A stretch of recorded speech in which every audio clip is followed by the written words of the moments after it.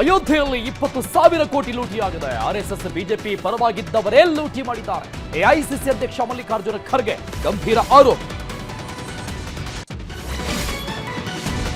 ಬಾಲಕಿ ಮೇಲೆ 12 ಜನರಿಂದ 6 ದಿನ ನಿರಂತರ ಅತ್ಯಾಚಾರ, 30 ಜನ ಕಾಮುಕರು ಜೈಲು ಪಾಲು. ರಾಜಸ್ಥಾನದಲ್ಲೊಂದು ಭಯಾನಕ ಘಟನೆ.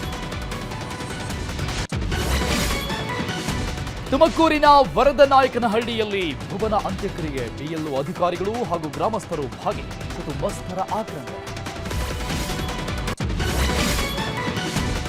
ಶಹಾಪುರದ ಟೊಣ್ಣೂರಲ್ಲಿ ಬಿಎಲ್ಒಗಳ ಉಡಾಫೆ ಕೆಲಸ, ದೇವಸ್ಥಾನದ ಮುಂದೆಯೇ ಎಸ್ಐಆರ್ ಫಾರ್ಮ್ ಭರ್ತಿ, ಜನರಿಂದ ಆಕ್ರೋಶ. ಪಶ್ಚಿಮ ಘಟ್ಟಗಳ ಪ್ರದೇಶದಲ್ಲಿ ಭಾರಿ ಮಳೆ, ಮೈದುಂಬಿವೆ ಗೋಕಾಕ ಚಿಖಲೆ ಫಾಲ್ಸ್, ನಿಷೇಧಾಜ್ಞೆಯಿಂದ ಪ್ರವಾಸಿಗರು ವಾಪಸ್.